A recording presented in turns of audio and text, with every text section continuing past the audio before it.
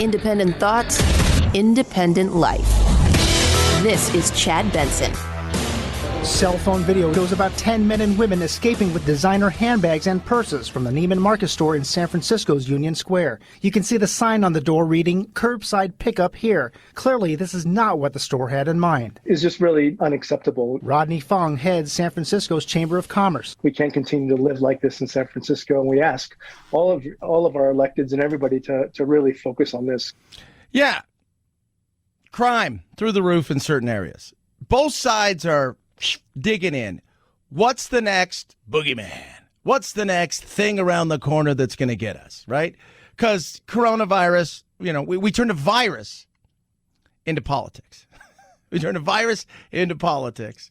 And we turned the vaccine into politics. We took something that attacked black, white, gay, straight, Republican, Democrat, people who didn't care about politics, into something that was political.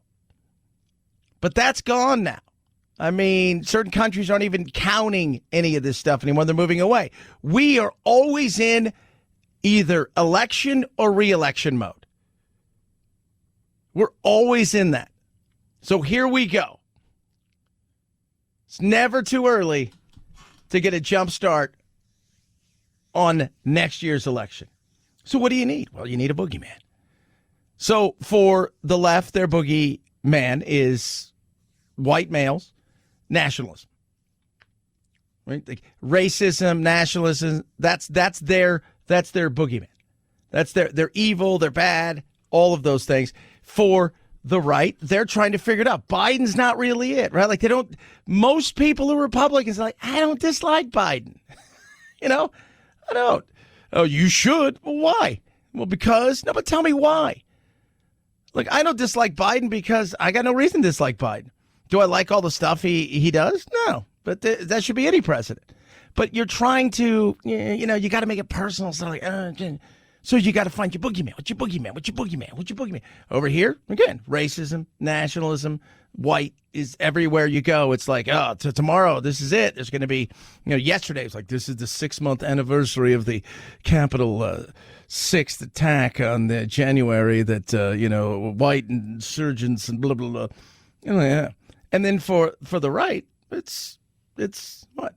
Well, CRT is one, but it's also crime. Right? And the statistics are showing in some areas, crime's through the roof. But most of those areas are liberal areas. So what do you do? Well, it's weird, right? Because we got to make sure that everybody knows that crime's really bad. But these are mostly in areas that are run by Democrats. But we got to make sure that everybody on the right knows that this is coming to a place near you. Some of these things are insane. If you haven't seen what happened in San Francisco in the last month and a half, all right, you have no idea. So remember, about a month and a half ago, we talked about a guy who rolls on in to a Walgreens in the middle of the day with a giant bag, like one of those bags you put in a trash can, but like a big trash can, and he starts scooping stuff out. And people are aghast. Oh, my God.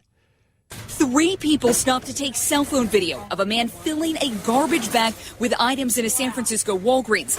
But that didn't discourage the theft. Nor did the security guards attempt at grabbing the bag. The man got away with everything on a lift bike. I'd even involved a more aggressive effort when it comes to surveillance cameras, because you see the same individual hitting multiple locations. Different Walgreens throughout San Francisco, unable to justify profit-crushing theft, are closing. 17 Walgreens over the last 5 years. Almost every Gap retail outlet is gone. Yeah. Oh, it's crime. It's evil. Of course it is. It's stupid. It's ridiculous. You people rolling in and stealing stuff out of nowhere. This Neiman Marcus thing, these kids went in there.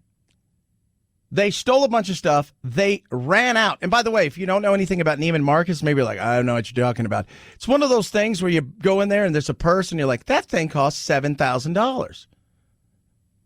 The purse? Is there $6,999 in the purse? No, it's just that's the purse cost that. It happened about 10 minutes before the store closed at 6 Monday evening. The next thing you know, you heard glass breaking. The group smashed display cases and grabbed expensive purses and bags from the racks and knocked over mannequins. We know that several tens of thousands of dollars worth of merchandise was stolen from the store. The thieves ran into a white Infiniti and a gray Mercedes. A Lexus follows not far behind. You can see security guards recording and watching, but not stopping them, which is standard procedure. There are no consequences for committing crimes in San Francisco. Yeah, and that's the big thing. Homeless people are heading out to California. It's not a South Park satirical joke on one of their cartoons. That's the reality of it. People are going to certain places because they know there are zero consequences. So when the right says, look at the crime in some of these areas, yeah, that's true. But your constituents don't live there. You're allowing this to happen. And the fear is it's going to go everywhere. It's going to spread everywhere. You don't win being soft on crime. And the thought process of, oh, this is a crime of necessity. This is a hungry person trying to feed his family is what the left comes out and says. No, these are orchestrated gangs that are rolling in a la like the 1920s and 30s when you go places in Europe and they'd have pickpocket gangs and thieves. This is what this is. How about this in Target? Where I live, my Target stays open till 10. Target, not so fast. It's certainly less convenient to get to Target stores in San Francisco. They dramatically cut their hours recently. Locations now shut their doors at 6 p.m. instead of the usual 10 p.m. Target says it is in response to an alarming rise in store theft in the past month. Target's not the only store facing the issue. Walgreens and CVS also reporting widespread shoplifting problem. In fact, Walgreens has actually closed 17 stores in San Francisco because of so much theft. Yeah, lots of theft. How much theft? Take a listen to this. San Francisco Police Department reported last month that overall thefts were up 32% from April to May citywide. Up 32%. Why is that? There's no consequences. I mean, honestly, most people, because they have a conscience and like, that's not right. If you didn't have a conscience and you can walk in somewhere and steal $1,000 worth of stuff right now and nothing was going to happen to you, and even if you did get caught, the chance of you getting actually prosecuted or anything would be slim to none. Why wouldn't you? This is the boogeyman for the right. It's a pretty good one. CRT, same thing. And we're going to talk more about that later. For the left, they've got the white nationalism, right? The MAGA, Trump. They're trying to get that thing going again. It's just not. People are over it. Like, we don't care. You go look at the cable news networks that are supposed to be it. Nobody cares. They've all moved on to something else. People want to talk about real stuff. Crime's very real. I think that's a very real thing. Crime is a very real thing. Nobody wants crime. Nobody goes, hey, be good in this town? Crime. We need more crime. We need it. We need to defund our police and have more crime. It's about finding that point where you can energize the other people, the people in your group. What can we do? Biden's evil. Is he really? Nah, it's not really evil. He sniffs people's hair. Is that where we're going with this? Like that's your comeback? No offense. But come on. Well, come on, Kamala Harris. Again, that doesn't move the needle. So this is what they're going with. And it's a smart thing. Here's some factual data. Not opinion, not emotion, but actual data. This is what the data says. The data says crime sucks in some of these places. And it's getting worse. From New York to Chicago, from Oakland to San Francisco, from Portland to Seattle to Los Angeles, and big cities around the country, mostly run by the blue side of the aisle, crime is running rampant. So there is your perfect opportunity for the battle, because you have to have a boogeyman if you're going to fight. Halloween, Friday the 13th, doesn't work if Michael Myers and Jason aren't there. You know what they are otherwise? A day. That's it. 323-538-2423. At Chad Benson Show is your Twitter. Tweet at us, text the program. It's one of those things where I sit there and I laugh because even, listening to Joe Biden go out there and he's got all the empathy and he comes out and he does all the stuff. But the reality is, even listening to him talk now about vaccines and what are you going to do? In today's briefing, we discussed how our administration is going to devote the remainder of the summer to a special focus on ways to make gains in getting those of you who are unvaccinated vaccinated. We are continuing to wind down the mass vaccination sites that did so much in the spring.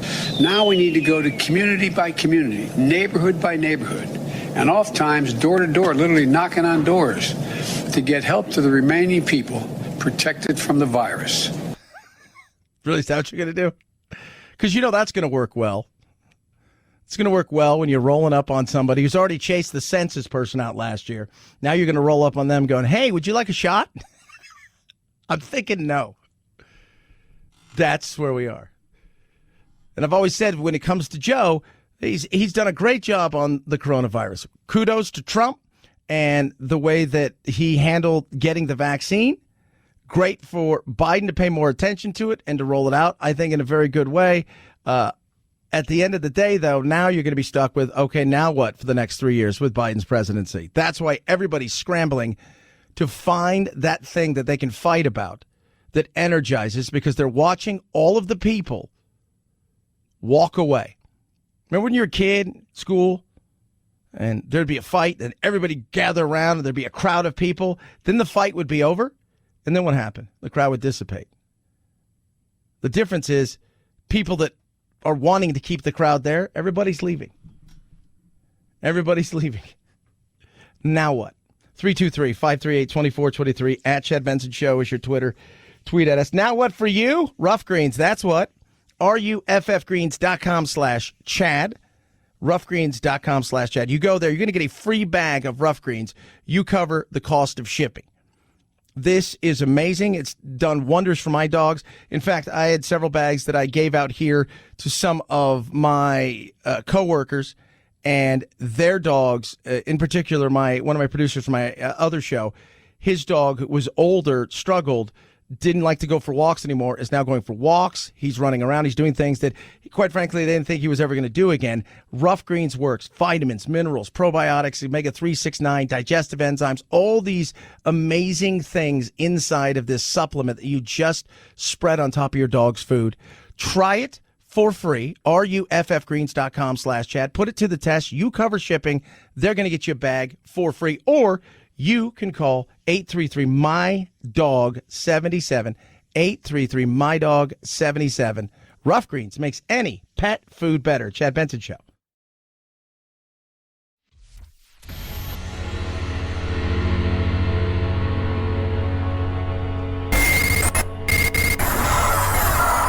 No fake outrage here, just the real thing. The Chad Benson Show. Around much of California right now, drivers are lucky to find regular unleaded for under $4.30 a gallon. Nationwide, the Energy Department is reporting the average price of regular unleaded is now at $3.12 a gallon, 95 cents higher than it was a year ago.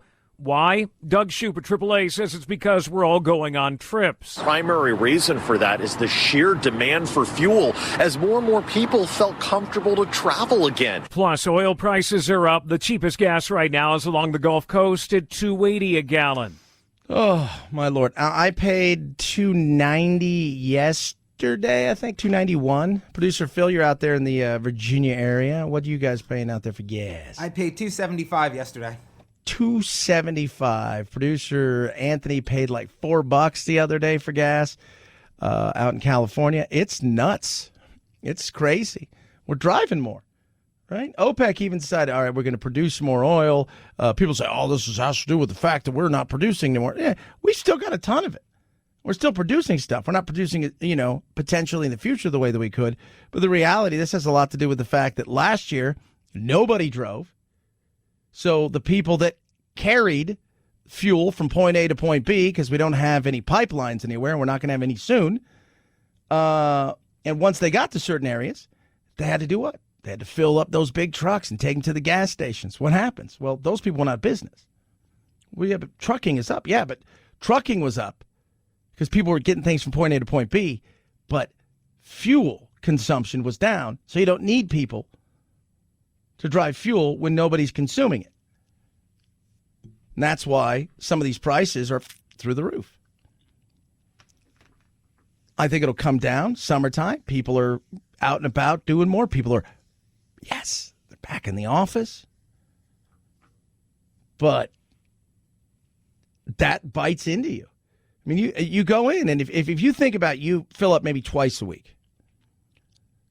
And last year it cost you $30. Now it's costing you $45. That's $30 a week. Over a large period of time. I mean, you're looking at $1, maybe $1.20 to $1.50 a month. And for people who are, let's say you're married and you multiply that by 2, you're looking at probably like $250 extra a month. And if you're just getting by, not to mention the fact that you've got shrinkflation and inflation as far as food prices. So you're paying more and getting less as the boxes and stuff are shrinking.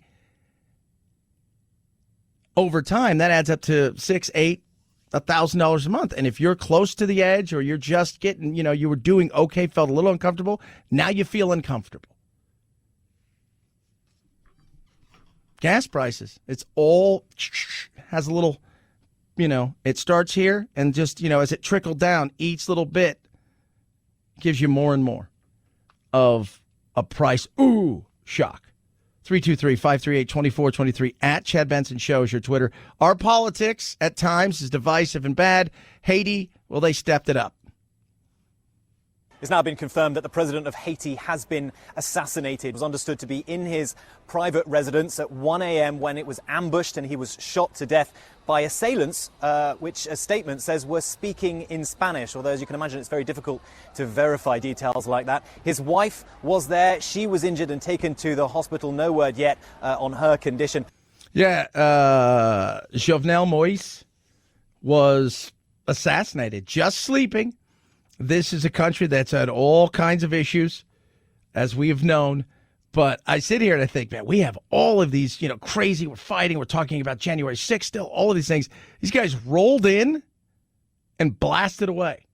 Now, this is likely to plunge Haiti into further violence and chaos. It's been in the midst of a constitutional crisis for months. Powerful armed gangs have filled the void, and now COVID has brought even further misery. This is a serious turn for the worse for one of the poorest countries on earth, and of course, it's right on the doorstep of the United States. Yeah, so be prepared for a lot of people running for their lives. Why wouldn't you? 323-538-2423 at Chad Benson Show is your Twitter. Chad Benson Show.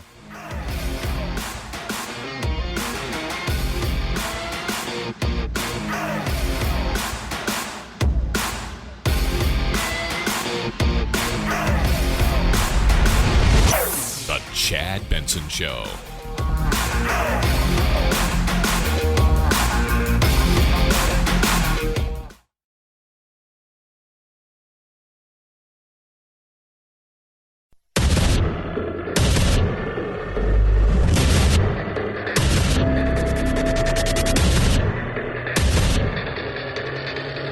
Independent thoughts, independent life.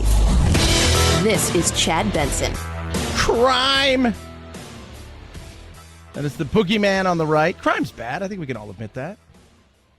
And I think the way that we look at crime in this country, I mean, it's bizarre, especially now in certain cities, big cities, mostly liberal cities. And it's funny because I'll get liberal going, that's not very true. And you can send them the information and it still doesn't matter. And if you tell me that the only reason crime is on the rise in some of these cities is it's out of necessity. I'm like, really? It's out of necessity? It's out of necessity that somebody needs a $7,000 purse. I need a $7,000 purse out of necessity. You guys don't understand the world I'm living in. No.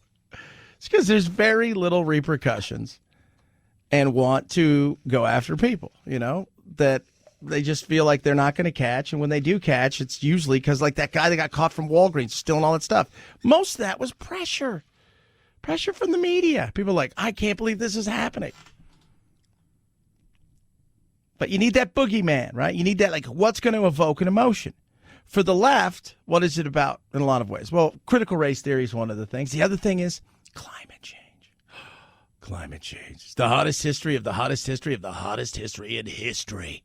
Never seen bigger, massiver, giant Sharknado hurricanes in the history of history. It's never been any more dangerous than this. What I've noticed, Emily, 10 years ago versus today, there's a lot more climate change coverage on TV. There are a lot more reporters assigned to this beat. So there's been real progress. But is it enough in your view? I think it's really great that we've had progress on this issue, but the fact is that we're just not treating it like the planetary emergency it is. I mean, we're not learning the lessons that the COVID-19 pandemic taught us where we have a global crisis and the entire newsroom mobilizes to cover that crisis. Did they really? Yeah, they covered the crisis. How did they cover the crisis? They turned it into us versus them, right versus left. They covered the crisis they wanted to cover the way they wanted to cover.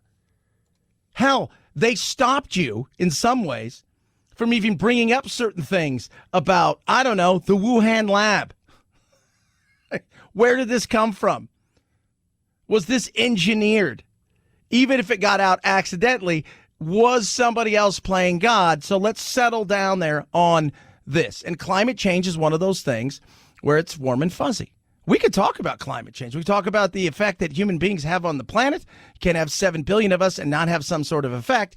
I'm not worried about the earth and whether or not we'll kill it. The reality is at some point in time, the earth will probably decide, I've had enough of you, and it's time to get rid of you.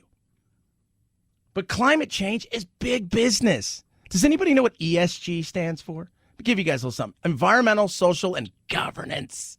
Corporate governance. You get a score. You get a score. Yeah. What's the score about? Are you socially woke? What do you care about the environment? What's your corporate governance like? Meaning people that are on your boards, things of that nature. Why is that? Because the higher the score, the more that people are willing to invest in you because you are a feel-good story, even if your product's crap. Oh. And do I think that these companies care? Probably not. I heard Adam Curry the other day talking about, do you think Nike cares about black people? Well, individuals probably care, but do you really think they do? No, they don't care. Yeah, we really care. No, like the transgender thing. It's another one of those things about being woke. How woke are you? And the way that these things work, this is the perfect thing to be super woke. And rather than talk about it in the real way that we should, we don't. And it's now about us versus them. Let's turn the weather / climate / natural occurrences / man-made issues all into politics. We understand that it infiltrates every single area of our life. There's no excuse for being a reporter today who doesn't understand the basic science of COVID-19. Why is it not the same for climate change? Right now, everyone should be a climate reporter. And if you're not a climate reporter right now, you will be, whether you realize it or not. Really? Why is that? No. Everybody wants to be famous, and they want their videos to go viral. And if it's a tsunami that does it, great. If it's 2 kids fighting in the parking lot, that's fine, too. But there's rain. Climate's changed for years. Well, yeah, but look at all the damage it does on the... Yeah, why is that? Because 100 years ago, people didn't live on the beach. We do now. If there wasn't demand for houses on the beach, what would happen? Well, you wouldn't have the damage. But if you go and you put something, right? I don't care where it is. You put a house on a lake, you can expect at some point in time, probably going to be an issue when it comes to rain and a flood. If you build your house on a fault line, there's a good chance you're going to feel an earthquake. Yeah, I never even thought of that. Right? Those are things that are very real. But it's funny to listen to people, and I totally get it. Look, we got to talk about climate. Don't crap where you eat. This is our home. At the same time, we need to defend it. And at the same time, we can't let the insanity of people who want to not only profit off of it, but use it to scare us, and then to what? Try to control us. We can't have that. Climate is threaded through every aspect of our lives at the very highest level through the geopolitics and competition of nations, land and military relationships, trade relationships, all the way down to the individual, where many people's mental health is being eroded as we speak, not to mention their physical health today. Best estimates suggest that air pollution from the burning of fossil fuels kills about 10 million people every year, which is dying at the scale of the Holocaust, in fact, larger than the Holocaust every single year. And yet we don't see many public health stories, we don't see many moral crises stories addressed to that issue.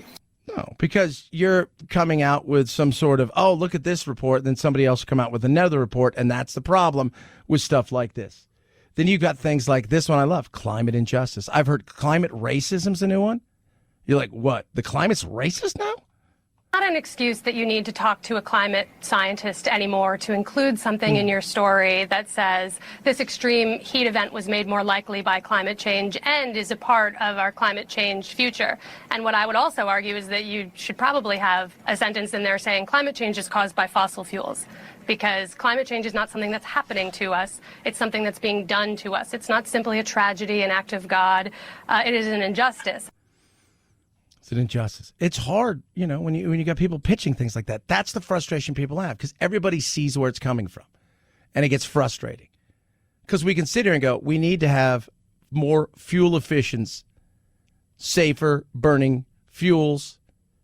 We need to have things where we can depend on them, right? Like you go and you look at places like California, or they were supposed to shut down all the natural gas plants over a period of time. They're getting rid of nuclear because they wanted to be all wind and solar, except for what? At night, what happens? Well, there's no sun, so that's not good. And the wind is unpredictable. So what do you have? You have stuff that you cannot count on. So you need to have that back. We still need to live our lives. How do we go about putting something together? How do we capture this stuff and use it as energy in a way that's real? It's never talked about that way, because at the end of the day, much like race and everything else, it's how can I scare the crap out of you and evoke an emotion to get you to do something I want? But climate injustice, climate racism, like that's the other day I heard that one. I was like, I have no idea, but it all goes back to this ESG. What's your environmental stance? Dunkin' Donuts. We're really into renewable fuels, energy efficiency, climate risk. Listen to these things. When you hear this, these are all catchphrases. Greenhouse emissions, water management, recycling, energy preparedness. How about your social stance? Health and safety, diversity, inclusion, human rights. What about governance? Oh, our ethical standards, our diverse board, engagement with stakeholders.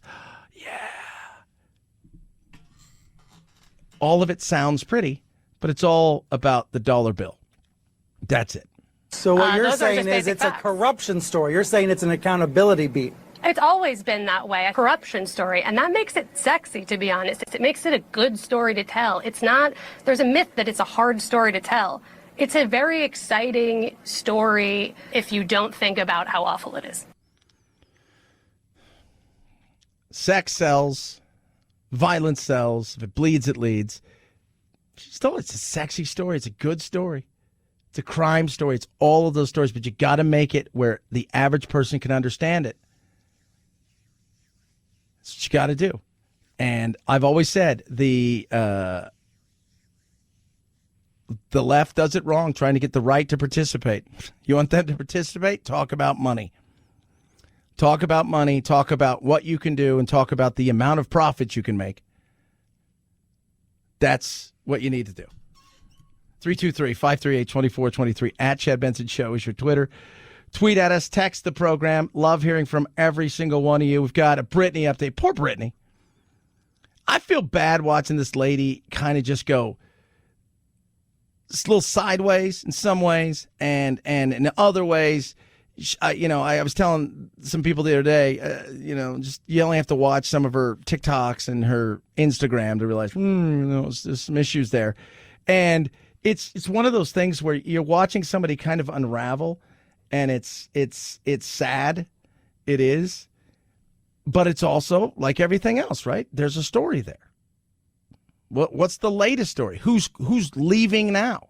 Britney Spears is losing her longtime manager, Larry Rudolph, saying in a letter first obtained by Deadline that he hasn't talked to Spears in over 2.5 years, and he recently learned that she officially wants to retire, so he doesn't feel he's needed. He's been with her since 1995 and says if she ever needs him again, he's there. Also reports that Spears' court-appointed conservatorship lawyer for the past 13 years, Sam Ingham, is resigning. TMZ says he could file papers to leave as soon as Tuesday. Yeah, so like everybody's bouncing. Wow, there's no money to be made off her anymore. She's not working. Says she's never going to work, so we're going to leave. It goes back to, like, who's your friends and who's not your friends. When times are good, you got a lot of pals. You ever notice that? When times are bad, ooh, a little lonely on who's texting you back and who wants to be around. But it's a giant mess. I also think you got a lot of people who are stepping away as fast as possible because they don't want to get caught up in a world of People are going to know who I am. People are going to blame this on me, even if I had nothing to do with it. And they're going to say I profit off her. I'm going to get away as fast as possible.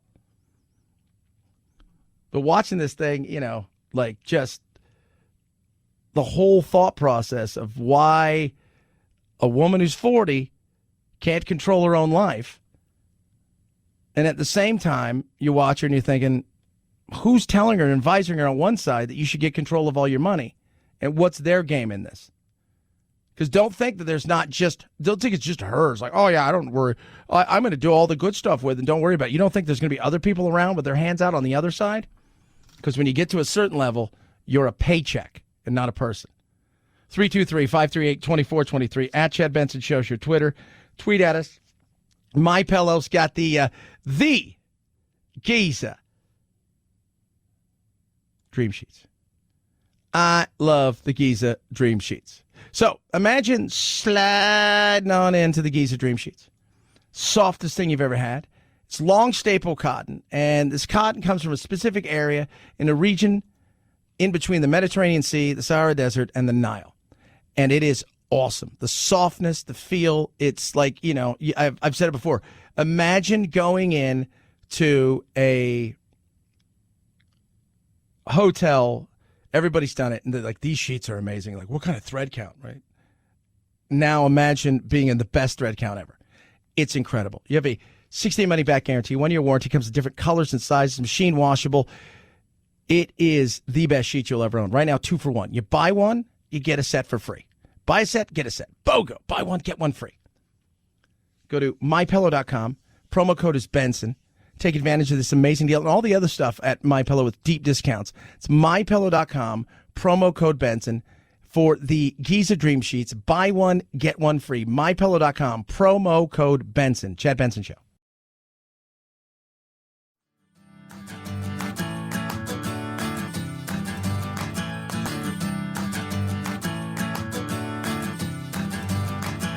Running with scissors sounds great compared to this. Say what? Oh, my Lord. Hey, producer Phil, will you remind everybody about nature? What nature may do to you? Nature will mess you up. Mess you up. Sometimes nature takes away. We'll touch on that in a second. Sometimes nature gives you a situation and you do good with it. 3 years ago, a young boy bit by a great white shark. We have a shark attack.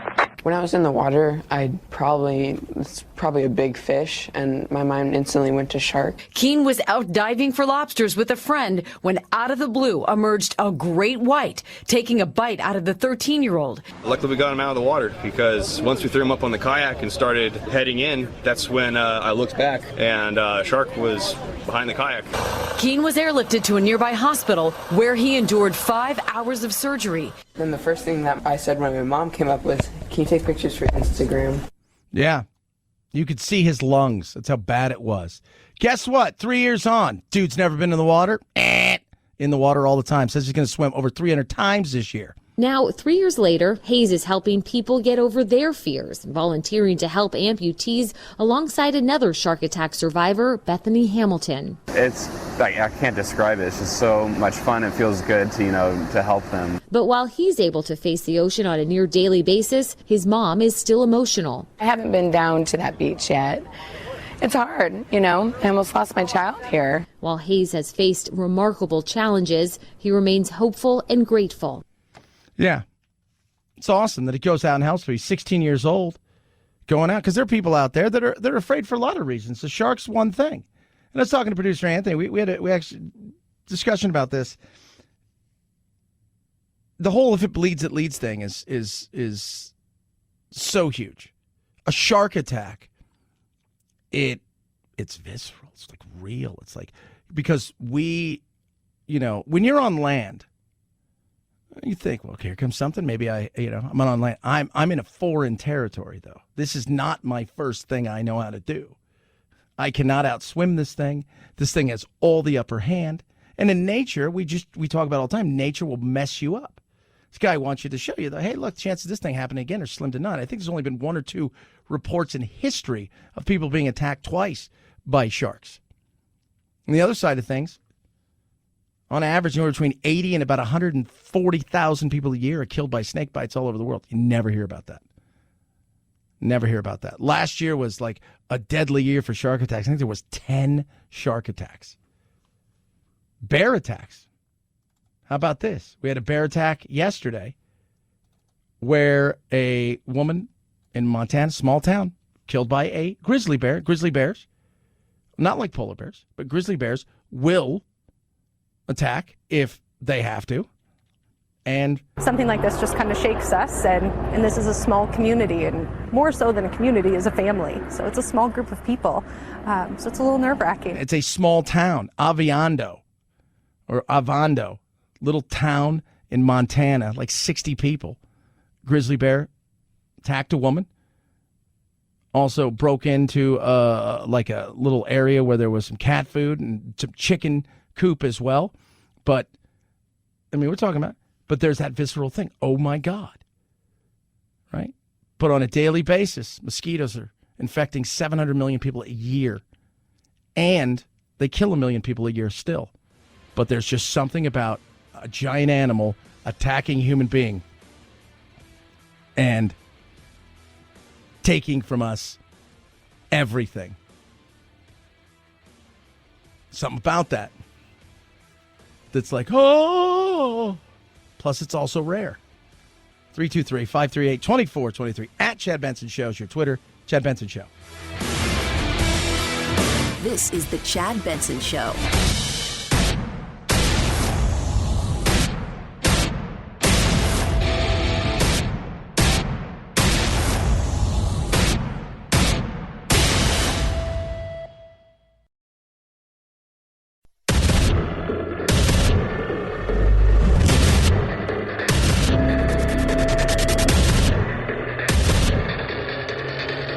Independent thoughts, independent life.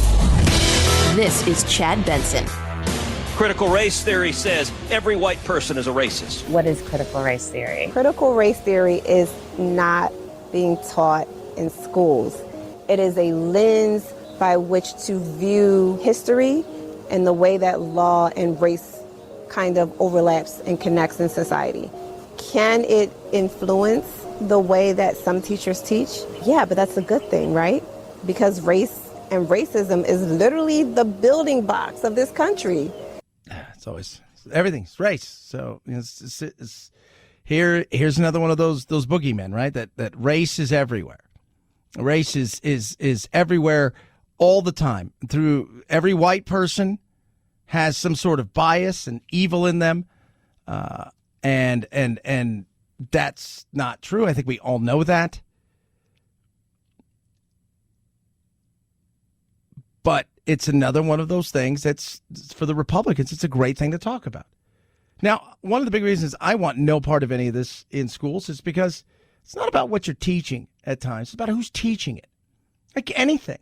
You can give anybody any subject whatsoever, and they'll figure out a way, if they're activists enough, to teach certain things in such a way that it stops being, hey, let me tell you about this, this, and this, and here are the facts, and da-da-da. Why did they do? Not, it's about, let me tell you, I'm not asking you why I think that you think they did this. I'm telling you, in my opinion, this is why they did this. This is what they were thinking all those many years ago. This is what it was about. This right here. This is what it's crazy. So this is why we can't have conversations about stuff, because it does come about us versus them, and us versus them is a win. Right? It's a win. I was joking about hate radio, but it's great. Like, find something you don't like, talk about how crappy it is all the time. That's great radio. That's great television. That's great article written. It's all about just getting eyeballs on the prize, never really digging down to why do people feel certain ways. Are we going to actually try to solve something, or is it more about getting clicks and views and shares? Critical race theory is basically teaching people to hate our country. Schools are embracing this ideology and forcing white students and white teachers to be ashamed of their own skin color. It's not critical race theory, it's racism. These are systemic things. Ignoring it perpetuates the problem. By acknowledging it, we can find solutions and we can address the problems and the inequality that exists in our country. And so I think teaching it this way actually does the opposite of what these people say it does. Again, you could put something in a book and you can craft it a certain way where you think, I think this will be a good thing for kids to learn. And then the person who takes it decides, well, let me put my spin on it, and we'll go from there. We see it in the media. We act like teachers don't do this. We all act like, well, teachers are all above board. None of them are activists. We've heard a bunch of teachers talk about what kind of activists they are. I've heard a bunch of teachers talk about how that they're about activating and talking about stuff like this. And when you walk in my classroom, you know who I voted for. I don't want to know who you voted for. I think we should know who you vote for in a situation like that. I don't. So in so much of this, it's, yeah, the material's important, but it's also who's teaching it. And if you have an activist teaching something, you're going to get one point of view. And here's the other side. Especially if you're older, and by that I mean, you know, you're in your teens and you're starting to question all kinds of things, and maybe you go home and you said, my teacher said this, and you said, well, hold on a second, here's this side of the story. Now you go back and then your teacher's talking about this and you throw something else out there. You've gone against that person's thought process. Will that affect your grade? Well, these are all things that I think all of us should have an issue with. I don't care the color of your skin. I mean, you know, we talk, everybody talks, one day I would like to, like Martin Luther King wants us to be judged by not the color of our skin, but the content of our character. What's inside that matters? No, there's no money in what's inside. The money's on the outside. Are you teaching children to hate America? No, I'm teaching children to question America. And that's what makes a good patriot. Last year, Alana Fishbein says she received an email from her kids' school that students would be learning more about the role of race in American society. She thought the materials were racist, so she pulled her kids out of public school. Don't force on our kids a particular worldview. Taking a white brush and painting this country as structurally racist, it's insane. No, it's what's done for dollar bills. Let's not forget about it. It's what's done for dollar bills.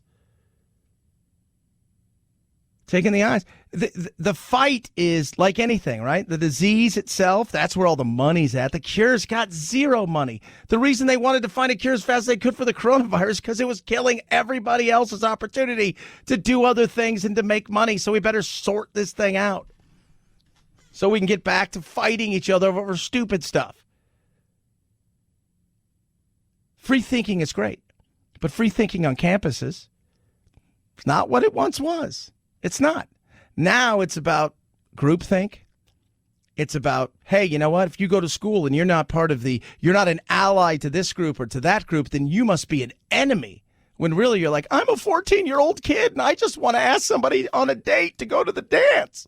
Nope, better be an ally. It's frustrating. It is. I got little ones. They're going through this stuff, and it's confusing. It is. For teachers, again, Jack's teachers, not so much an activist. My little brother's teachers, one of them, very much an activist. Wait, but this Joe Biden, I think, is a perfect illustration, right? Joe Biden would present himself as a nice guy who would never have a racist bone in his body, yet he participated in creating these laws that have a structural effect of affecting Black people more than white people. But we don't have them now. People affected by that law are still alive. This is my taxpayers' money. I don't want it to go to indoctrinate kids that then are going to hate my kids because of the color of their skin. And they internalize this philosophy. Yeah, absolutely they do. And it is, and here's something else. When I'm listening to this teacher, right, this teacher who's trying to, you know, her name is Kiza Ridgway. She's talking about all this stuff and she's trying to push it out there as if this is a great thing and this is going to create free thinkers and do all kinds of stuff like that. I'm not sure I buy any of this stuff, especially for a younger group. Like if you want to get into this when they're older, that's fine. But I think for a younger group, I think it's a tough thing. And I think you do start to build up certain animosities because, again, They're younger children. But we don't teach it all, right? We don't. You're not teaching it. I've seen some of the stuff. You're not teaching everything. You're teaching a portion. You're not teaching any of the stuff that, Hannah, you've got a lady now who is arguably, Nicole Anna Jones, the star. She created the 1619 Project. She's the one who also said, well, the only reason we had a Revolutionary War is because we wanted to protect slavery. I mean, you've had other journalists come out and professors say some of this stuff is just nuts. She didn't get tenure at UNC. Then the crowd, then she got tenure at UNC. Then she turned down and said, no, I think I'm going to go over here to Howard and I'm going to do this. But what you're teaching in a lot of this stuff, especially with the 1619 Project and stuff that they would like to take a lot of this curriculum out of this, is not everything. It's not. You're going to teach it a portion of things in the way that you want to teach it for whatever reason, rather than talk about the entire thing. And I think if we're going to talk about stuff, we should talk about all of it, not just a portion of it. 323-538-2423. We'll touch more on this throughout the show. Because, again, it's that boogeyman. But I'm here to say it's not a boogeyman. It's something that we can talk about, but it's how you talk about stuff. You can talk about where you've come from, and nobody's denies how horrific it was. I think we all know that slavery is truly the stain on this country. We can also talk about where we're going and how we're going to get there. But if you only want to focus on certain things, I think that you're going to find out that this is going to be far worse down the line, especially with how some of this stuff is being taught. And what's the history going to be taught about this? Who gets to decide what's the history? What do you bet that in some of them, the Republicans are all evil and bad and the Democrats are all great? And then when you start talking about, well, let's go back and look at the civil rights movement and the Southern Democrats. Well, we can't talk about that because those would have been Republicans today. I had somebody tell me that the other day. Those are Republicans today. That's the issue. When you want to write history in such a way, we've done it here. To the victors go the spoils, but they also get to write the history. Let's talk about the good and the bad. Are we going to talk about everything? No, we're not. 323-538-2423 at Chad Benson Show's your Twitter. Tweet at us, text the program, Raycon, best earbuds around. Telling you guys right now, go to buyraycon.com/Chad. Save big. Use Chad15. So you go to buyraycon.com/Chad. Use code Chad15. Get 15% off right this second. You get the best earbuds around, an amazing charging case. These charging cases are incredible. They've got tons of, well, first of all, you get 6 hours of battery life with with your Raycons. You get 32 hours of charge life with the charging case, or 36 hours, depending on if you go with the E25s or the E55s. Different colors, different. Each earbud comes with a special gel pack, so it's perfect for each ear. So the little tip, it's amazing. And for a guy like me who plays a lot of sports, who works out a lot, knowing they're not going to fall out of my ears is awesome. 45-day test drive, 100% satisfaction guarantee, free shipping. Get your Raycons now. BuyRaycon.com/Chad. They start well under $100. BuyRaycon.com/Chad. BuyRaycon.com/Chad. Chad Benson Show.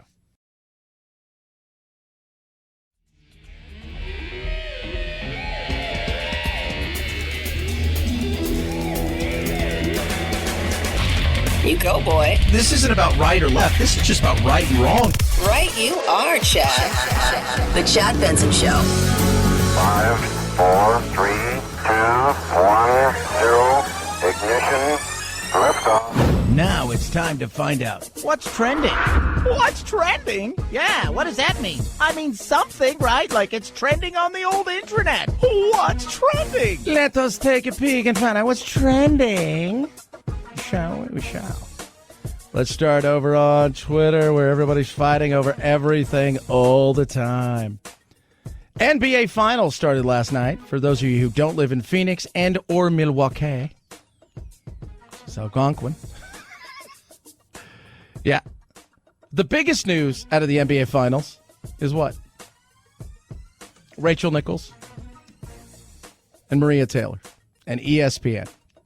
And we're going to talk about that as there's more fallout from that. That's the biggest news out of the NBA Finals. Last night, for those of you who want to know, Suns won by 13. They beat the Milwaukee Bucks. Milwaukee, their superstar, he is back. They didn't know if he was going to play. Giannis Antetokounmpo. But nobody cares about the biggest thing is I'm like, this is a great thing for them. Is there something to talk about that's not two teams that, quite frankly, most people don't care about? They just don't. Top of that, you've got all kinds of stuff going on. If you guys have not seen the San Francisco Giants, so they have City Connect uniforms. So all the teams this year are going to get uniforms that help connect to the cities they play in. And San Francisco has a uniform that is so ugly that it has got fog on it. That's all you need to know. At that point in time, you're like, happy birthday, Ringo Starr turned 81 years young today. Still alive, still kicking. What? Yeah. Move on over to Google. Here's something about Google. Right now, the biggest thing today is the Haitian president, Jovenel Moïse, was assassinated overnight. That is trending big time. Yesterday, though, the NBA Finals didn't trend really at all. Rachel Nichols was the biggest trending thing. You know the second biggest trending things? Italy versus Spain, Argentina versus Colombia were the other big things that trended yesterday. On top of that, the match, which took place yesterday, which was Aaron Rodgers and Bryson DeChambeau taking on Phil Mickelson and Tom Brady in a 2v2 golf game for charity. And during the game, Aaron Rodgers was like, I don't know who's going to play quarterback for the Green Bay Packers. I'm like, if you're in Green Bay, you're like, because, this is one of those things where you go and you do what? If you're a player like that, or anybody. You go and you say, hey, I want you to get value for me, but I don't want to be here anymore. Could you explore a trade? And in doing so, you explore that trade. Now, though, knowing he wants out, other teams are like, well, we're not going to give you everything you want. We know he doesn't want to be there. And maybe he'll just sit out his contract, and then you'll be forced to trade him, and then you'll get less. And we know why he wants to get traded. He doesn't want to live in Green Bay anymore, right? His fiancée, Shaylee Woodward, is an actress and an activist, and she does not want to be there. She wants to be on the West Coast where she can act, because apparently they don't have planes in Green Bay. Well, they don't. You have to fly to Milwaukee to get anywhere, I think. 323-538-2423 at Chad Benson Show is your Twitter. Top of that, Disneyland trended. We're going to talk about Disneyland because another trend. Of course, yesterday we touched on the fact that they've gotten rid of boys and girls. Oh, they did? Yeah. Boys and girls aren't allowed? No. Listen to this. Good evening, ladies and gentlemen, boys and girls, dreamers of all ages. In just a few minutes, the Magic Kingdom invites you to enjoy our nighttime spectacular, Happily Ever After. Oh, yeah, that's great. I love it. It's awesome. Listen to this. Good evening, dreamers of all ages. Yeah, dreamers. In just a few minutes, what happened to boys and girls? You heard that? We heard it. Oh, no. Happily Ever After. Goes back to being woke. What have we talked about today?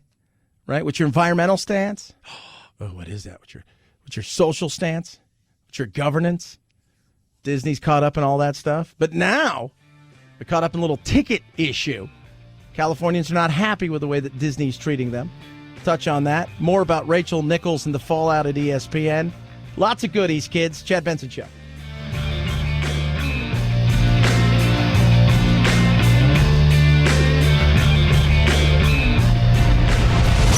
The Chad Benson Show.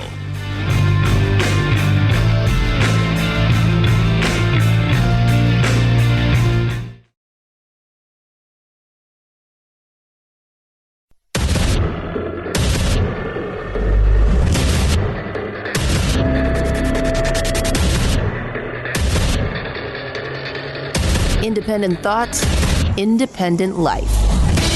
This is Chad Benson.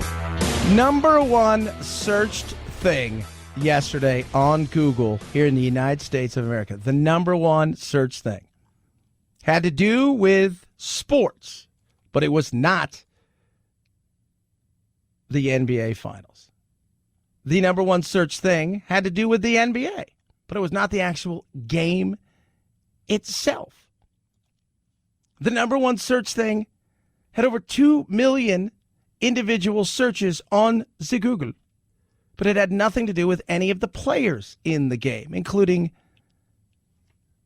the Greek freak, as they call him, Giannis Antetokounmpo, who is the superstar for the Bucks, who was coming back from a hyperextended knee. No, the number one search thing had to do with two people who will not participate in the actual game itself,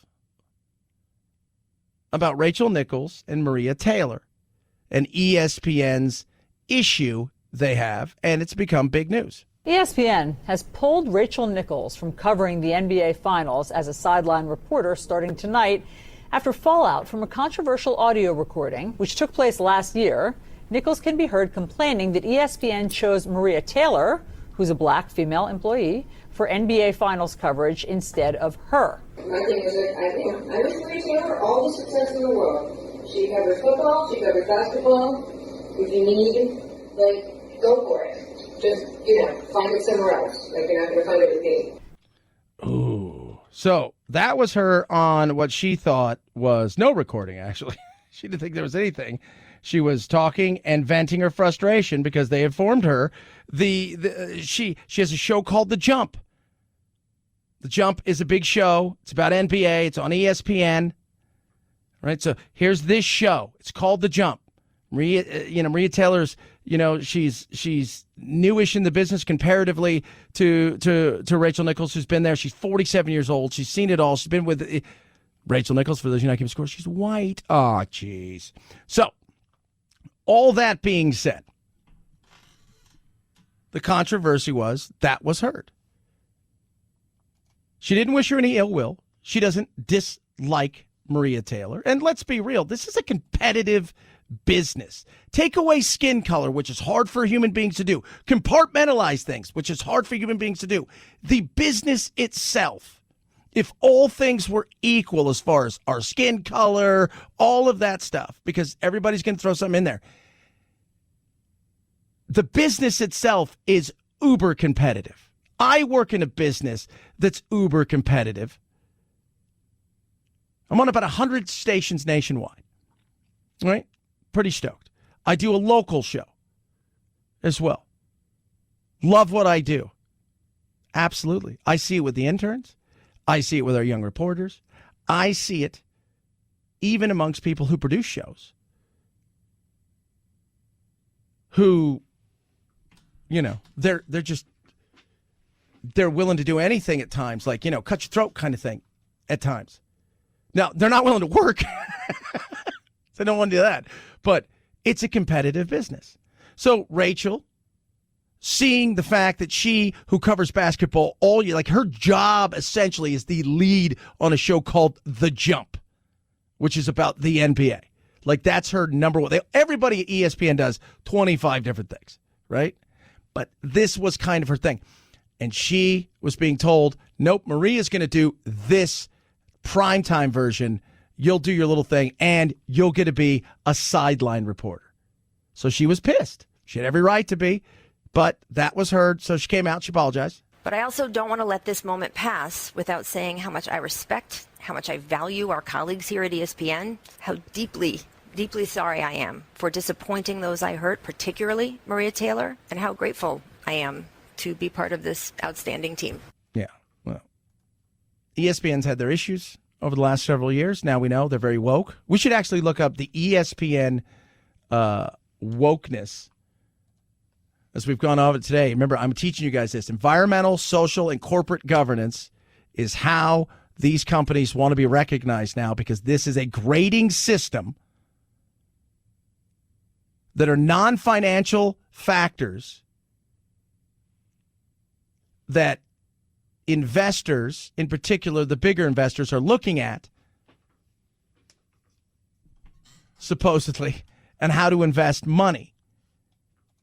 And you want to make sure that you have a good standing with this because it's part of the wokeness. And you want to make sure that you're woke, right? Like, that's what it's about. So ESPN, they're not great. They're not great. They're not killing it. So this is stuff that they've got to do to get better. And this was dropping her, which frustrated her, and she had every right to. And, of course, she's a racist. She's not a racist. People that work with her are like, she's not racist. I've known her for a long time. She's not. But, again, this is a race thing. This is no longer a thing where you could go, these are two colleagues, both of them are female, who are seeing one essentially passing the baton, which she feels in her prime of her career she doesn't have to pass, and it's being taken away from her, and she's fighting for it, and she's pissed and angry as any human being would be. But you can't have those kind of feelings anymore, because if you have feelings like that and it happens to be the other person that you're angry about, or the other person on the other side of something who's getting something, and you're frustrated, even if it's at the uppers in a company, it's going to be seen as racism. So Nichols will keep hosting her daytime show, but she won't be in prime time for the time being. Nichols was right that ESPN was facing pressure about diversity last year, and rightly so. And of course, ESPN should be under pressure to make the network look more like America. But I think there's a key paragraph in this New York Times expose that sums it up. Multiple black ESPN employees said they told one another after hearing this leaked conversation that it confirmed their suspicions that outwardly supportive white people talk differently behind closed doors. I think that's at the heart of this controversy. Oh, it is, of course. Everybody talks different behind closed doors, and that has nothing to do with race. Sometimes it does. A lot of times it does with everything. Do you really go in and tell your boss what you think about him or her? Do you really tell people? No. Just smile, and you move on. Because if we were really to do that, it's like mind reading would be the worst thing in the world. People's like, wouldn't you like to read minds? No. Hey, once in a great while, you'd like, I don't know, I'd like to. But no. If we could all read each other's minds, we'd all stay indoors. But ESPN's been called out for this. And rather than saying, here are two journalists who one is getting something and the other one is getting essentially something taken away from her in her view, and this is a fight that's become race, which became a national story, which overshadowed the fact that the NBA championship started yesterday, because nobody really cares if you don't live in those two cities. Everybody talks differently behind closed doors about everything. I mean, not just about racial issues. People talk differently in the privacy of their own hotel room. Part of the story, too. This was a private phone conversation in her own hotel room. She didn't know that her camera was still on, and I just think that we need to say that. She thought she was having a private call with a friend venting, and she says it was a spy video. But this video then circulated all around ESPN and created this internal controversy for a year that we are just learning about now. And this notion that Nichols was suggesting that one of her colleagues was only getting a job because her colleague is black, that was really at the heart of this controversy. Yeah. But that's the only thing you're talking about. You're not talking about the fact that, hold on a second, why was she not very good? Well, no, it's not that she's not very good. Rachel Nichols is fine. It's the fact that she isn't what they want, because now it's about checking boxes in some way. Maria Taylor's fine too. Both of them are fine. But if you had somebody who's going to take your gig, right, even though if you're like, I'm in the prime of my career, wouldn't you be pissed? Well, yeah, I think it would. I'd be pissed. I'd be a little angry at that. And if the reason that you think that they're taking is because you feel not so much about them, that they're checking a box, the company is. Because the company has made missteps as what people have been perceived over the last several years when it comes to inclusion and equity and diversity. Wouldn't you be pissed? Yeah. And by the way, if I'm Maria Taylor, I'm pissed too. Are you doing this because you think I'm this is what you guys want me to do? This is where the fit that you see? Or are you doing this because you think it makes you look good? Both of them should be pissed. But not anymore. Now it's great because it's about race. It's about race. If this was two white women fighting, what would it be? Wouldn't people like, I don't care. Right? If there's two black women, probably wouldn't care because there's no story there. Like, here's a perfect example. Like, everybody's trying to figure out what to do with the sprinter, all right, Richardson, who's out of the Olympics, and yesterday she had a chance to get in to the Olympics. Now, the first way she was out was she won the 100 by far. She's easily our fastest runner, but she smoked a little weed. Sha'Carri Richardson's win at the 100-meter race at the Olympic trials in Oregon was invalidated after she tested positive for marijuana. The drug's legal in Oregon, but banned in Olympic Games. She revealed her biological mother just died, and Richardson apologized. Team USA says it's sympathetic, but must be fair to all athletes. Tuesday, Richardson tweeted, "Athletes that haven't and will never beat me have a lot to say about or surrounding my situation, when most of them have said nothing to me, showing their characters that y'all don't see behind the races." I love listening to y'all don't see. And now everybody's like, well, this is a racist thing. She smoked marijuana. It's racist. But it's not going the way that the media wants it to go. Why? Because she didn't get picked for the 4x100. And I was like, well, she could have been. She could have been picked for the 4x100, but it's because race. And I'm like, so did they replace her with a white woman? Well, no. Okay, then. So where's the issue? She's our best, fastest woman. What was the issue? Well, it goes back to everybody's looking for a way to spin something. The Rachel Nichols thing landed in everybody's face. And it's perfect because it's controversy. It's all of those things, and it's right there. And race, well, let's just be honest. Race pays well. It does. If you're white, if you're black, if you position it, you make a career out of it and do very well.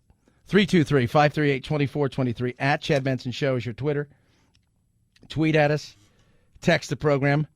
Rough Greens makes NA pet food better. It does. I give it to my dog Doodle. I give it to my I have two other dogs. I've Red and I have Bowie. And why you call him Bowie? Because like David Bowie? No, because he had a bow tie on, and we just thought it was funny. So they get Rough Greens as well. They love it. And what I like about it is they're starting the world out in a much better way than my dog Doodle did. My dog Doodle, we adopted him. He was much older. And he came to us and he already had issues. My other dogs are so healthy, so happy. I don't have to take them to the vet, right? They go maybe once in a great while for a checkup, but the reality is they're bouncy and happy, and it's all because we give them Canine VitaSmart from Rough Greens. It's just sprinkling on top of your dog's food. It brings your dog's food to life. It's got all of the stuff that your dog's food is lacking because your dog's food is basically shelf stable, meaning it's supposed to live on a shelf. This brings all the nutrients out and adds so much more. Right now, Rough Greens wants you to try it before you buy it. ruffgreens.com/Chad. ruffgreens.com/Chad. You cover the shipping. They're going to send you a bag for free. Put them to the test. Find out for yourself if Rough Greens makes a difference to your dog. Or you can call 833-MY-DOG-77, 833-MY-DOG-77. Rough Greens makes any pet food better. Chad Benson Show.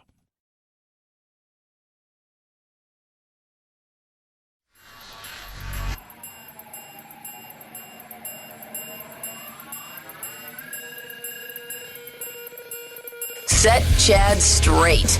Text the show, 323-538-2423. That's 323-538-CHAD. Someone has to do it. Might as well be you. The Chad Benson Show. Donald Trump's going to sue Facebook because they're a bunch of meanies.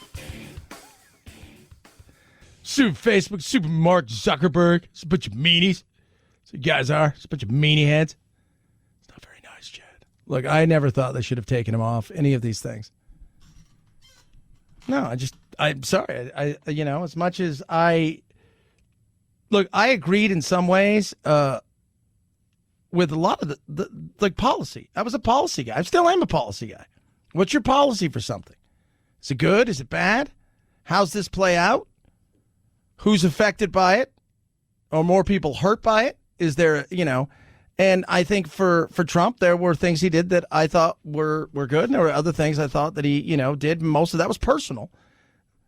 But the way that, they go about it, I'm going to sue. It's like today, right? John Kelly's got a book out.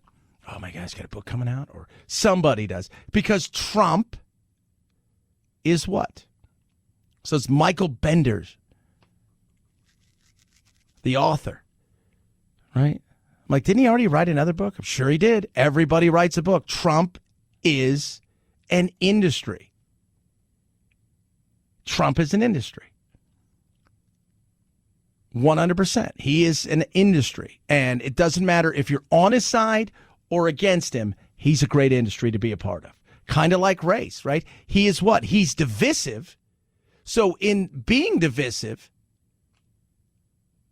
you can profit off of it. What's the new thing? Apparently, he said Hitler did some good stuff, according to his then chief of staff, John Kelly. He said, well, Hitler did a lot of good things. And that was apparently on his 100th anniversary end of the First World War trip to Europe that he said that. I'm like, so do you have it on tape? Well, no. You don't have it on tape anywhere? No. So it's just something that you're going with. Yeah. Because why? It makes great. It doesn't matter if it's true at this point. Because people that hate Trump believe it. The people that don't hate Trump will either say, I don't buy it, or you're misunderstood. If it was. You're just going. And to me, it's like, I've heard so much crap about Trump that was supposed to be true that wasn't true. So do I buy this? Do you have tape of it? Well, no, he's saying it. Who's he? John Kelly. Did he write the book? No, you wrote the book. I talked to a person who talked to a person who knew the person who talked to the person. I'm like, oh, okay.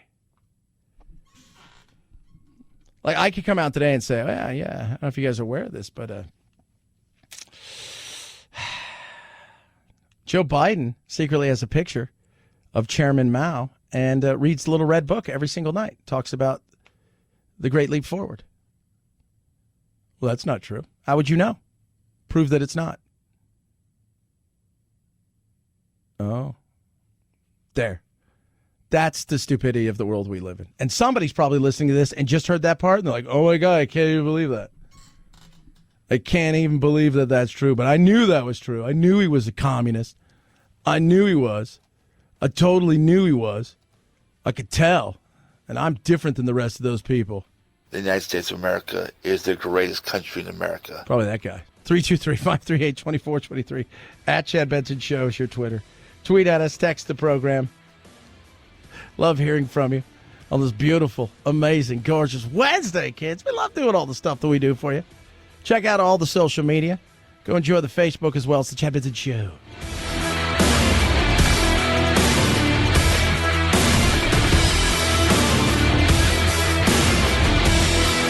This is the Chad Benson Show.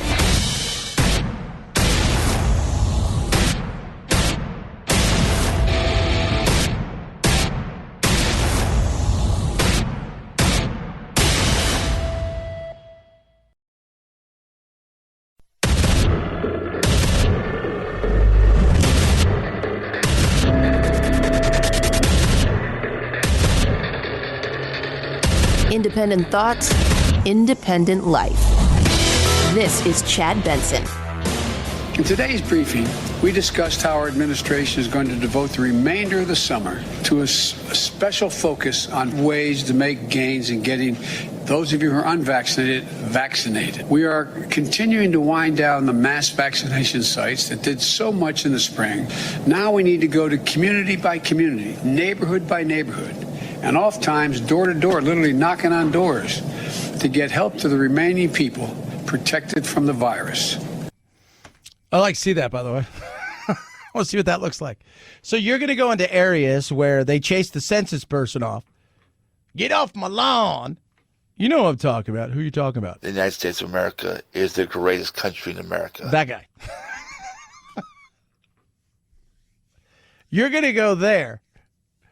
You'll be like, I think you need a shot. He's going to come out with a shotgun in his boxers with his dog Blue. and the tinfoil hat and tell you boogie off my property. Better do it. It's not happening. It's not. I just found that I just love listening to Biden's. So let me read to you what we talked about. You guys ready for this? It's going to be great. We can even go door to door. Okay. Now, if you want to go into other parts of the community, the African American community, Black American community, they're different, by the way, because you may be black, but you don't identify as that, right? So, because we learned that last week with Brandeis University coming out with the words. Be careful. The Latino community, whether it's the Guatemalan, South American, Mexican, whatever, you're going to go into those communities and they're going to just welcome you with open arms. No, I'm from the government and I'm here to give you a shot. No, good luck with that. I want to see how that goes. Look, equity, equality, it remains at the heart of our responsibility of ensuring the communities that are the hardest hit by the virus have the information and the access to get vaccinated. So, as we shift from these mass vaccination sites where we're doing thousands of people a day, we're going to put even more emphasis on getting vaccinated in your community, close to home, conveniently, and a location you're already familiar with. Equity. So here's a question. People of color not have access? No, they have access. They're at Walgreens. Well, I mean, some Walgreens are closed, like in San Francisco. They close them down or they shut them at 6. But, no, otherwise, yeah, they have access. People who are of Latin descent, because we got to make sure that we put everybody in a box. Because if we're not in the right box, we got to check the box that you're in to make sure that there's inclusion and equity. Do they not have access? Well, no, they do. Well, then why aren't they going? It's because you're not delivering it in a way that they're going to trust you. You're just not. They inherently have a mistrust of government, regardless of who is, quote unquote, the running the government, whether you got a D or an R by your name. Here's the reality of it. I think some people in some communities trust the government. Like people go, yeah, I love Michael Jackson. Would you let him watch your kids? Hell no. That's kind of the way that people look at this. And showing up isn't going to change that. But it's about equity. It's about inclusion. It's about all. It's there. It's all there. It's never been not there. Right? At first it was like, well, if you're 65 plus, then it was if you're 55 plus, then it was you're 45 plus, and states did it certain ways, but it's there. People, if you don't believe that you can trust the government, if you don't feel the information that you're getting is something you can rely upon, and if you're looking at other information and you're believing that, whether it is, my producer here, local show, he's Mexican. I mean, he's an American, but Pablo, I love him. He's my boy. He's my dog. Pablo and we talk about this all the time. He got the shot. Not everybody in his family got the shot. And some of the men in his family are like, well, it causes ED. And it causes you to be sterile. He's like, one of my brothers like, causes you to be sterile. He's like, my brother's never having a kid. He's like way past sell-by date. But that's tough to overcome. That is. So good luck with that. But when I hear stuff, it's about equity, it's about inclusion, about all of those things. I go back to even voting. Like voting's one of those things where all the Republicans are trying to strip everybody of their voting rights. Okay, how is that? Because you have to show a license. You have to show a license to get I had to show a license to get a shot. Is that the problem? Or getting shots racist? Is that what it is? Producer Phil, you got a shot, am I correct? Yes, I did. Did you get a shot? Did they give you, did you have to show your license? Yeah, I had to show ID. Oh, see, that right there is the problem. I think we figured it out. It's like voter ID. It's vaccine ID. It's vaccine ID. Because if you have to show a vaccine, that's not very, how can you do that? Why is that not racist? Out of curiosity, just throwing that out there. But voter ID is. Because it's about the game that's being played. It's about the racial game that's being played. We talked about it earlier with the insanity of what's going on with the likes of Rachel Nichols and what she said and how it's perceived and people talk. It's because it's about the money being made off of it. So vaccine ID, totally fine. Voter ID, racist. And good luck, by the way, showing up somewhere and knocking on somebody's door. I don't care. Are you going to buy into that? Like somebody knocks on your door? Well, he didn't really say that. He actually did say, in some cases, we're going to go door to door. Now, less door means something different.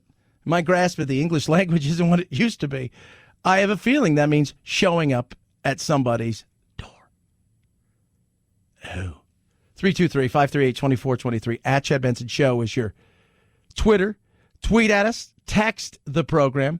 Love hearing from every single one of you, the good, the bad, all of it. We try to discuss everything. One of the things we're discussing is I was trying to keep up with the economy. And the economy, to me, is the one thing that all of us, no matter who we are, whether you're born and raised here, whether you've come here and become a citizen or a resident, or you've even come here illegally, everybody participates in the economy. And, by the way, the economy doesn't care whether you're black or white, gay or straight, you're participating as well. This year, though, it's very interesting. As we talk about the craziness of unemployment, not unemployment, one of the things that's being missed is we're heading into something that has moved us forward. And it is something that they're calling the Great Resignation. Many workers want to continue remote working, but the Great Resignation is about more than that. I was forced to make a decision to resign. I was forced to do that. My health was at risk. My family was at risk. A survey by job search website Monster.com showed that 95% of those who responded are considering changing jobs. U.S. Labor Department stats show a record 4 million workers quit their jobs in April alone. The Great Resignation. Now, some people, it is about health. We found out it's only about 22, 23% of people. For others, they like the world that they got themselves into, where they were able to work from home. They were able to do stuff. They're looking up and saying to themselves, I want a hybrid model. I want to work out of my house. The gig side of the economy sounds good to me. This is good. This is good. And this was something that was always coming. Why do we have all of these business offices and spaces when we don't need all this space? This was a surprise to me. It's really come much earlier than many economists thought. NC State economist Michael Walden says it's likely this is a pent-up resignation trend, as many held on to their jobs during the pandemic until the vaccines started paving the way to recovery. And during that time, he thinks they may have enrolled in learning programs to improve their skills. They took that time to reassess and maybe change their skills and maybe say, I didn't want to stay in as a waiter, waitress all my life as an entry-level job. Let me go to the next stage. Yeah, which is also something that happened. People are looking around and thinking to themselves, well, what the hell? I don't want to do this, right? I don't want to work this job. I've got opportunity now to make a move, but it also gives you more freedom. And for some people, they're looking at this last year and a half as a chance to have made a move. But when you look at what's going on in the workforce out there, some of it is there is a fear of the vaccine, of not enough people are vaccinated, they could get sick. That is understandable. Some of it is very real. Some of it is put on, and it's a good thing to say because you don't really want to do stuff.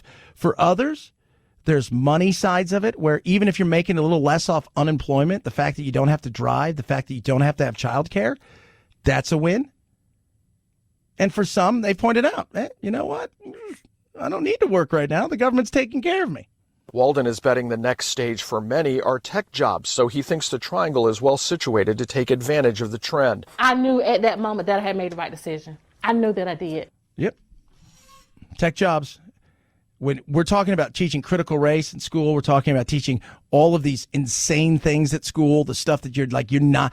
We need to start teaching for the future and not the past. We need to start saying, what do you think the rest of the globe is doing, in particular the ones we're competing with? I'm not talking about our allies. I'm talking about the ones we're absolutely competing with. What do you think they're doing? You think they're getting woke? Do you think you're waking up going, you guys have a bunch of Chinese privilege? They're not. They're about winning and growing and pushing the envelope. And I think we need to be doing that. If it was up to me, my kid, Jack, he'd only be going and doing tech stuff throughout the day. That's what he would be doing. He'd be learning coding all day long. Those are the things. We hired a coder 2 weeks ago to do a project for us. And he was in such demand that he came to us and he's like, look, I got to break the contract with you guys. I'll pay you guys. I got offered 3 times as much. We're like, dude, go do it. It's capitalism. It's all good. That's where the world's going. That's where we should be going. We're not. We're going to be sitting around teaching stuff that's just insane. It's like, well, what do you think about this? What do you think about your responsibility for the Civil War? I was like, what? I'm 8. 323-538-2423. At Chad Benson Show's your Twitter. Raycon, best earbuds around. I'm going to go hit some golf balls today before, as I do. Probably get a little workout later as well. What do I have? I have my Raycons on. Love my Raycons. No stems, no wires. 6 hours of talk time. On top of that, I get just all the amount of charge I need. You can get 4 charges. 4. From the charging case that it comes with, which is stylish. So you got the red, you got the blue, they got the rose gold, they got the white, they got the black. Those are colors, some of the colors you can choose from.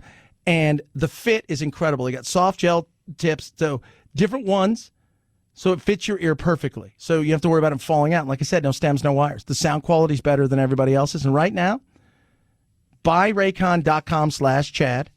Go to the website, see for yourself, save big, save well. I mean, the amount of money you're going to be spending for this, which is like well under $100, compared to what you would spend if you were buying other ones, it's insane. 45-day happiness guarantee, meaning if you don't like them, send them back. 1-year warranty. If they break for whatever reason, no questions asked, send them back. You get a new pair. Buyraycon.com/Chad. Buyraycon.com/Chad. Chad Benson Show.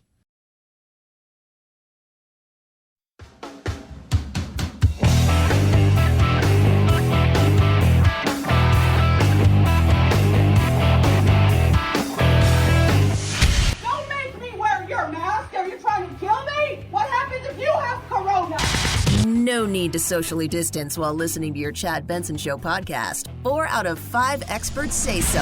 I'm a scientist. There is no corona. But hurry before they change their mind. You know they will. Chad's podcast found on iTunes, iHeart, Spotify, and wherever you find your favorite COVID-free podcasts. Oh my gosh. I kind of like it. I'm not going to lie. This is the Chad Benson Show. All things considered, where we looked at 72 hours ago, I think the impacts have been less than what we thought would be reasonable. So we're fortunate. We saw a little bit of a wobble to the west when it was approaching Tampa Bay, which potentially minimized impacts there.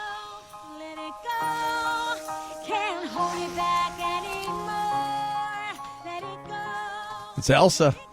She's coming. She's not going to do anything. Is it going to be bad? Is it going to hit Tampa? Oh, my God. What if it's Tampa? Does Tampa know about Tom Brady? Is playing golf? That's probably why he got out of town. Oh, the Elsa doesn't know about Tom Brady? Well, all you got to do is get a look at him, and you're like, oh. I was watching the match yesterday. Charles Barkley. That's how excited he is about the basketball playoffs. Charles Barkley, who played for the Suns, was at the match yesterday, which was Bryson DeChambeau and Aaron Rodgers versus Phil Mickelson and Tom Brady. And he said, I can't look at Tom Brady. I made the mistake once of looking in the eyes. He's a handsome man. Can't do that.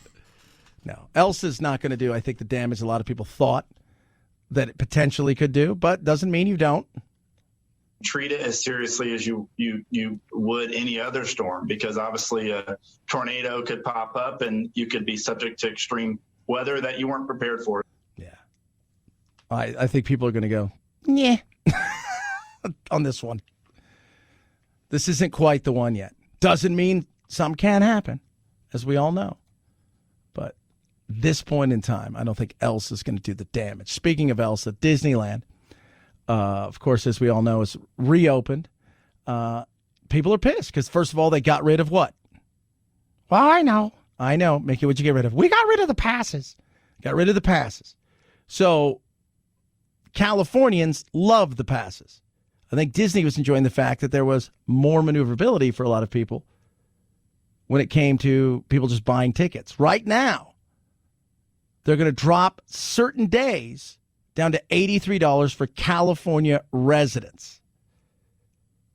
So if you live in the zip code 90,000 to 96199 and Northern Baja California residents, you will, with proof of residency, which is totally racist, as we all know,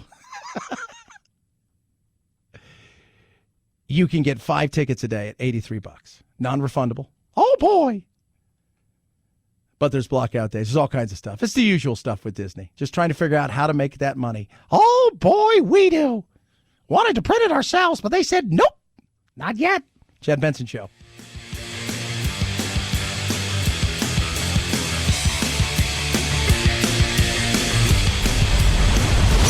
The Chad Benson Show.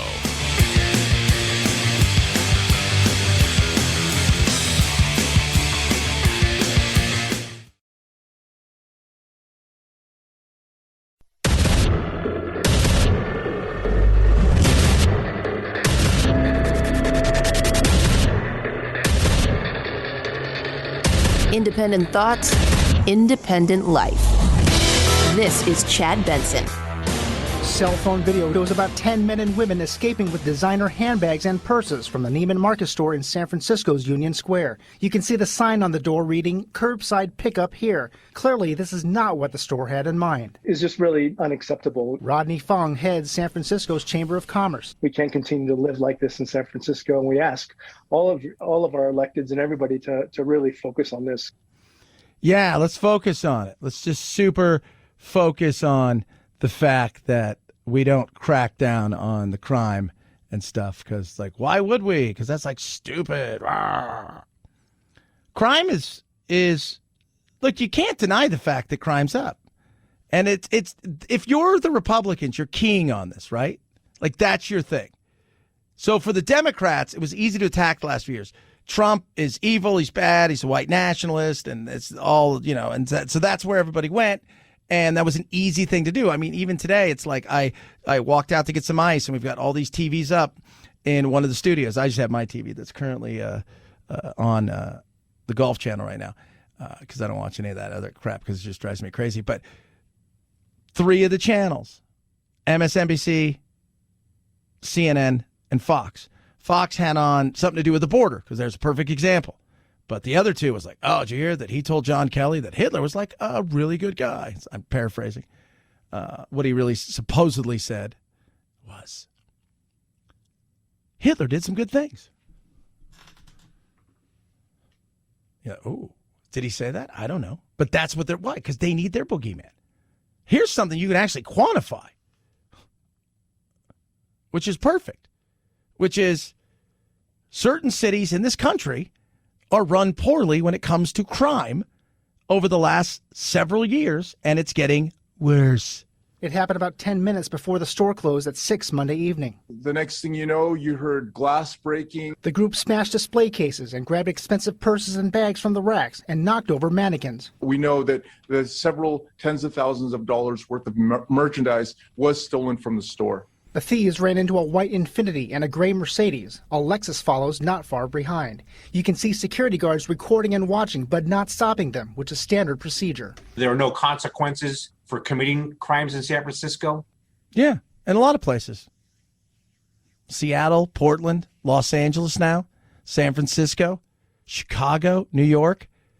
Crimes, violent crimes, not just petty theft, not just like, oh, by the way, this is Neiman Marcus. This is not some, oh, what did you do at Neiman Marcus? Well, I went into Neiman Marcus and, I stole, a $20 purse. No, this is Neiman Marcus, where handbags go for a little bit more than $20. How about this? The Bottega Veneta, $2,500. What is that? I don't know. I don't have one of those. I mean, you can start going through the stuff. You see what they've stolen. They stole several $1,000s. This was not a necessity. Somebody's like, I need to feed my family, so I'm going to go rob Neiman Marcus to feed my family. What are you feeding them, gold? It's getting worse. Walgreens, Target. One of our major cities in America has said, hey, you know what? We're going to close early. It's certainly less convenient to get to Target stores in San Francisco. They dramatically cut their hours recently. Locations now shut their doors at 6 p.m. instead of the usual 10 p.m. Target says it is in response to an alarming rise in store theft in the past month. Target's not the only store facing the issue. Walgreens and CVS also reporting widespread shoplifting problem. In fact, Walgreens has actually closed 17 stores in San Francisco because of so much theft. Well, that's because, why? Who's that hurt, honestly? Who does that hurt? Disproportionately hurts who? Poorer people, people of color. Why? Because now those neighborhoods that are being hit, those stores are closing early. Those stores are closing altogether, forcing people to have to make decisions about going to get their prescriptions, their groceries, their whatever it is that they need in other places. And oftentimes, they're either having to travel, which takes them out of the way and costs more money, or they're having to do what? They're having to go places where they know they're a captive audience, essentially, and they're having to pay a lot more. And in some cases, they're having to pay a lot more because stores are having to add security. But, Chad, you don't know if crime's up. Well, let's just see here. Data's always good. Let's see what kind of data we have. San Francisco Police Department reported last month that overall thefts were up 32% from April to May citywide. That's a lot of up. Yeah. Look at the numbers. See them. Predominantly in very liberal cities. I mean, there's some cities out there that are in the red, too, that they've got an uptick in crime. But it's the way it's being handled. The funding to police is not a winning story. This is something that the Republicans are going to have to run on. They are. They're going to have to run on this if you want to talk about real policy, that we need real policing. Because without real policing, keeping things at bay in certain areas, what you have are people, predominantly poorer people, and people of color who are being held hostage by idiots and criminals, which doesn't help them. But you can't say stuff like that. That's not nice. You know, you can't say stuff like that. What about the necessity? Who was it? Was it Portland earlier that wanted to pass that? Or was it Seattle? I think it was Seattle. You could steal something out of necessity. Like, if you see somebody's like stealing a loaf of bread, like that's necessity. You're stealing a handbag that costs $2,500? I don't know where you're going. Well, I have a big ball to go to tonight, and I want my girl to look great. Like, and this is definitely a necessity. No, I'm sorry. That's a crime. That is a crime. But people will break it down to race, then they'll paint the empathy side of things, right? And they'll come up with all kinds of craziness because it's what this has become. When the reality is the people that are doing this, they're just like, yeah, I'll take advantage of anything you give me. No, they won't. 3 people stopped to take cell phone video of a man filling a garbage bag with items in a San Francisco Walgreens. But that didn't discourage the theft. Nor did the security guards attempt at grabbing the bag. The man got away with everything on a Lyft bike. I'd even involved a more aggressive effort when it comes to surveillance cameras because you see the same individual hitting multiple locations. Different Walgreens throughout San Francisco, unable to justify profit-crushing theft, are closing. 17 Walgreens over the last 5 years. Almost every Gap retail outlet is gone. You listen to that. And that guy that we talked about, and I posted a picture of him doing that, he did that 4 days in a row. And he had hit in the teens. And the only reason that they arrested him, so think about that. He had gone into several of these stores and hit them over and over again. And the only reason they really really went after him harder than they probably would is people started asking questions. What's going on here? Because it was uncomfortable. What's happening here? Oh, yeah, that's we can't have that. No, we can't. So if you're the Republicans, crime is a winner right now. And it's sad to say, but that's it. You're looking for the boogeyman.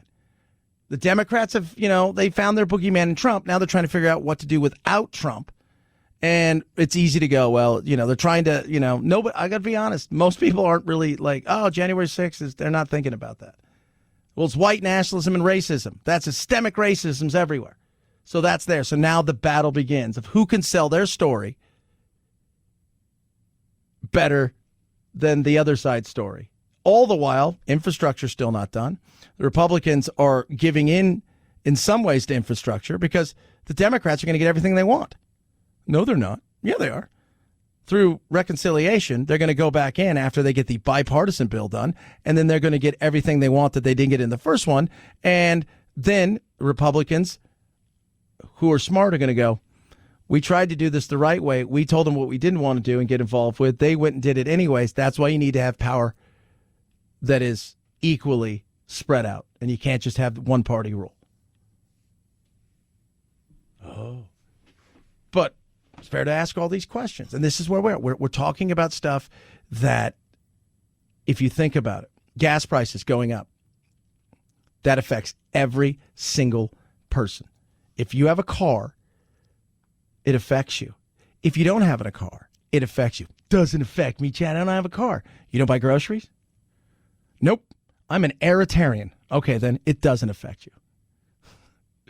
But outside of that one person, it affects you. Higher gas prices means higher cost of shipping. Higher cost of shipping means higher cost to the consumer.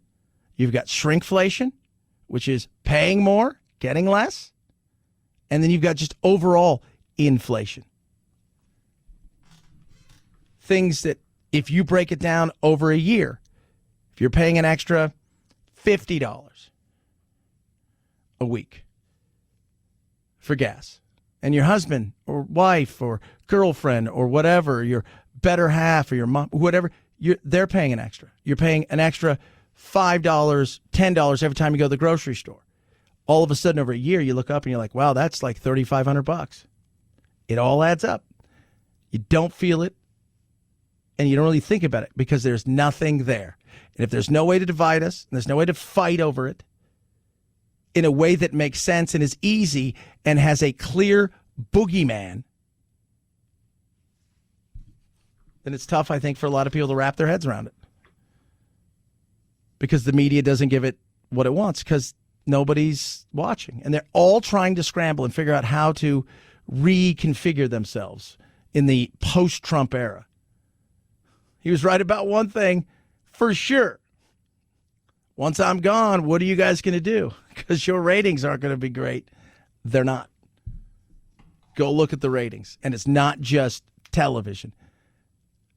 Online, establishment media, everybody, down huge. 323-538-2423 at Chad Benson Show's your Twitter.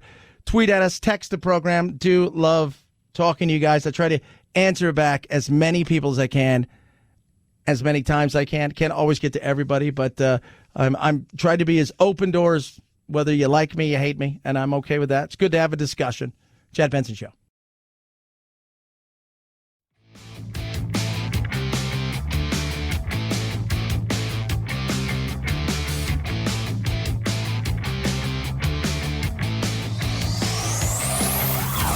Check out our Chad Benson Show Facebook page where you can hang out or hang your grievances out to dry.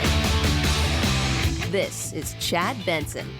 The study in Iceland involved around 2,500 workers, or around 1% of the working population, moving from a 40-hour week to 35 or 36 hours. Researchers found workers were less stressed and found their work-life balance improved, while productivity remained the same or improved. As a result, trade unions are now renegotiating shift patterns, with 86% of workers moving to shorter hours or gaining the right to. Inez de la Cuetara, ABC News, at the Foreign Desk. Yep, and I'll tell you guys this right now. I think more and more companies are looking at this. We touched on this yesterday. But we don't have the unions the way that they do. So that's why they're going to have a quicker way into this. You'll find that people who work in government will have a better chance of doing this at first as a whole group. But individuals will have a good chance right now, especially if you have a good worth, meaning my work's good. I know other companies want me, and I know other companies are desperate. So now is your chance to really strike while the iron's hot. If you want a 4-day work week. And if you're good, you got the opportunity at it, especially in the tech world. It's like one of the big things. You know, it's not just about being woke. We talked about it today, right? The ESG, which is your environment, right? What's your environmental impact? What's your social impact? And what's your corporate governance? There's scores that are given out to companies based on these things, and how your score is how woke you are. Ooh. And your company is. But there's also the individuals like, well, you know what? I'd like to have Wednesdays off, or I want Mondays off. You want Mondays off? Yeah, I'm feeling like Mondays off. If I had to work 4 days, I would do Tuesday through Friday. Like Monday off too. Friday feels like I'm getting ready for the weekend. I'm having lots of fun. Where it doesn't feel like Friday to me. It's like I never really, Friday's good. I don't mind going there on Friday. If I had to. I was blessed to. But instead, you guys are stuck with me 5 days a week. So just deal with that at this point in time. Donald Trump is suing everybody tech-wise. I'm filing as the lead class representative a major class action lawsuit against the big tech giants, including Facebook, Google, and Twitter, as well as their CEOs, Mark Zuckerberg, Sundar Pichai, and Jack Dorsey. 3 real nice guys.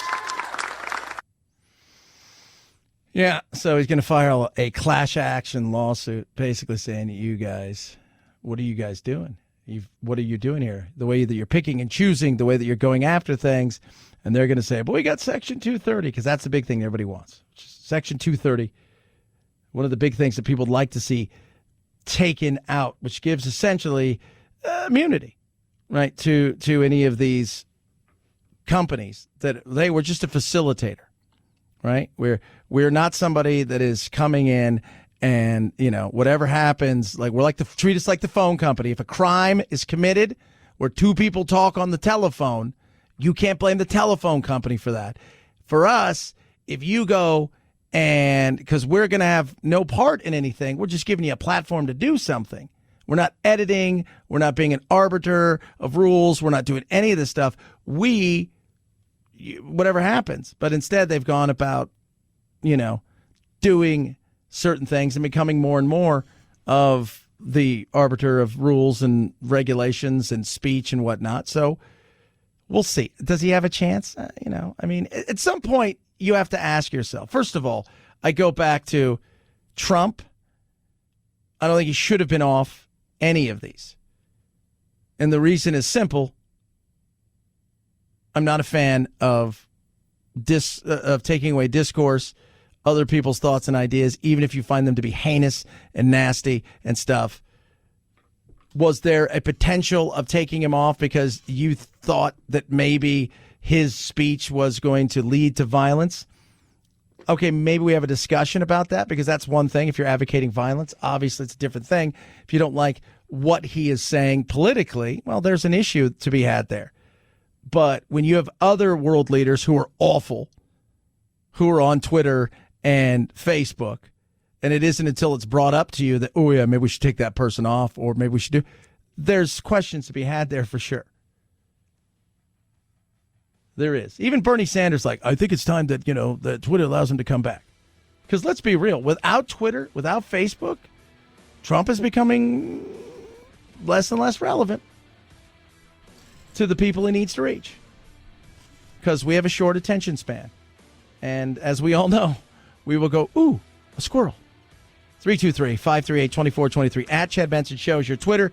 Tweet at us, text the program. Have a good rest of your day. We've got you over the hump. We'll do it again tomorrow. Night, Jack.